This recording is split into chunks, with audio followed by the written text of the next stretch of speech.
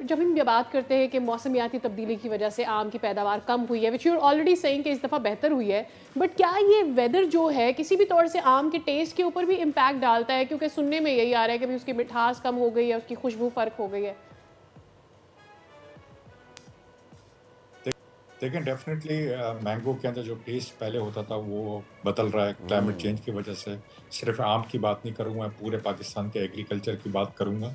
और मुझे बड़ा क्लियर नज़र आ रहा है कि पाकिस्तान के आने वाले वक्तों में जो है फूड सिक्योरिटी के इशू ऑलरेडी है और बढ़ जाएंगे, क्योंकि आपकी कॉस्ट ऑफ प्रोडक्शन ऑलरेडी महंगी है और कॉस्ट बढ़ेगी किसानों की।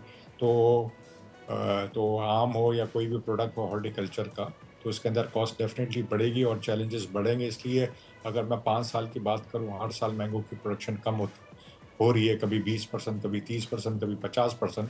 तो ये 5 साल का जो मैं आपको बता रहा हूँ फिगर के डिक्लाइन की तरफ ही जा रहा होता है। ये नहीं कि हम कभी बोलेंगे जी बम्पर क्रॉप है।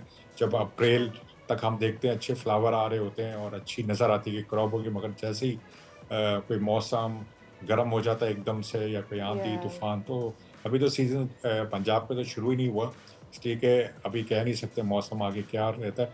मगर क्लाइमेट चेंज से पाकिस्तान की फूड सिक्योरिटी के इशू आगे रहेंगे। अगर आप एफएओ की और वर्ल्ड बैंक की रिपोर्ट पढ़ें 2015 से लेकर 2050 तक, कुछ मुल्क के अंदर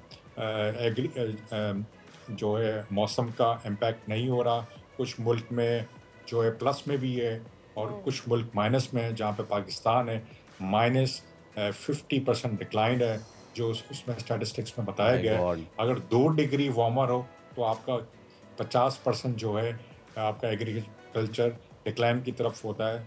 इसलिए हम एक ही हुकूमत को भी कह रहे हैं कि आप मॉडर्न टेक्नोलॉजी अडॉप्ट ओके। करें। सब्सक्राइब करें और बेल दबाएं ताकि कोई खबर रह न जाए।